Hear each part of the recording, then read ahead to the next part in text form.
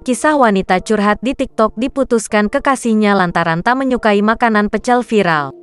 Wanita ini viral setelah curhat di media sosial lantaran diputuskan kekasihnya karena tidak mau memakan nasi pecel.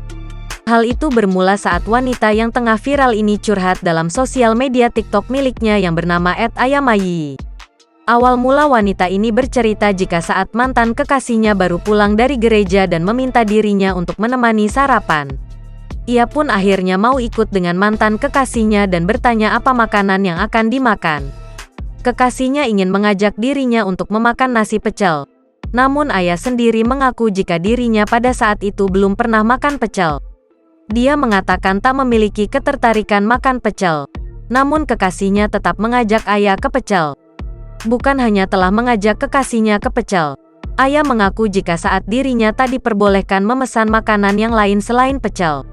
Selisih paham pun terjadi di antara keduanya, yang dimana ayah tak mau makan pecel sedangkan kekasihnya memaksa ayah untuk makan makanan yang tak disukainya. Lantaran hal tersebut, ayah diputuskan oleh kekasihnya lantaran dituding tak bisa diajak untuk hidup susah. Sontak saja wanita tersebut membela diri dengan menyebutkan jika mantan kekasihnya adalah seseorang yang sakit dan kerap memaksa dirinya. Diketahui jika pecel merupakan makan khas daerah Jawa. Makanan tersebut tergolong banyak disukai oleh berbagai kalangan lantaran makanan tersebut dinilai sebagai makanan sehat dan harga yang terjangkau.